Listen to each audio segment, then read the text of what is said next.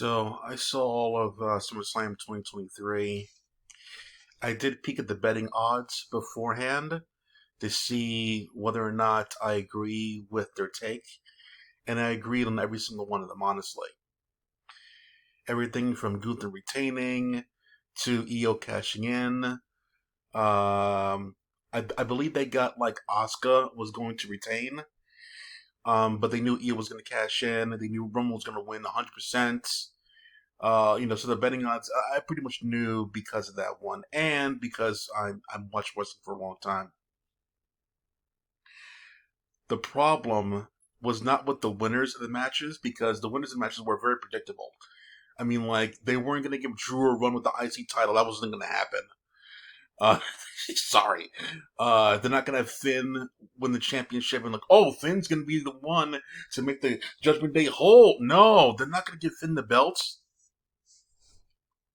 They're not going to give Jay the belt to be the new Trouble Chief there, even though, like, he can't cut a real promo for a solo promo to save his life. Honestly, neither can Roman, really, because he usually has help, but I don't think WWE sees it that way. They're not going to give Jay the run.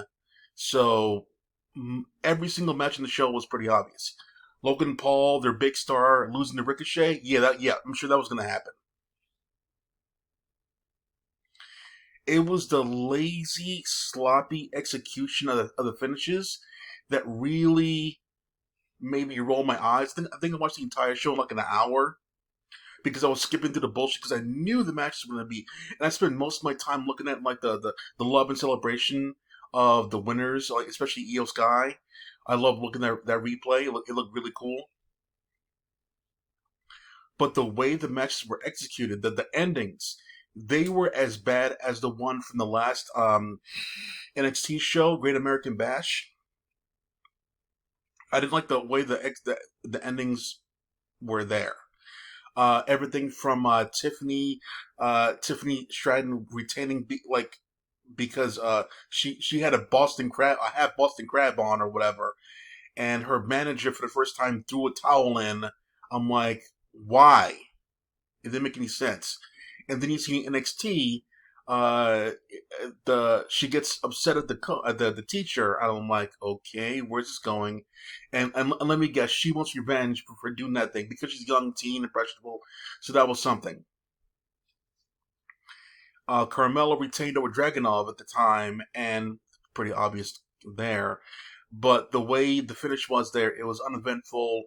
Some shenanigans with Trick Williams and them, and like, okay, and then Carmelo wins. Yippity doo dah. Like, he couldn't really win on his own or whatever. So, and then like Judgment Day interference the Dom triple threat match, their interference, yada yada yada. He retains, and so that brings me back to SummerSlam when Jay is fighting against Roman.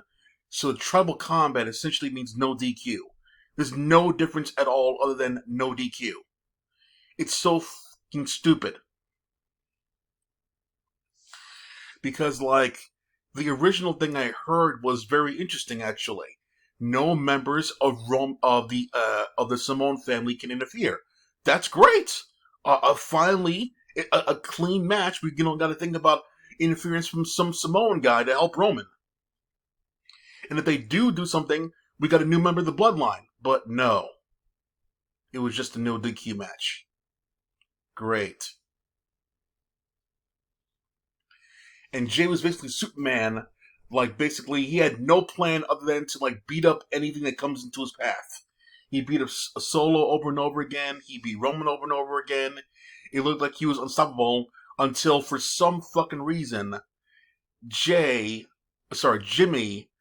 wanted to screw his brother, who he just got back on his side, to help the guy who was abusing him for years.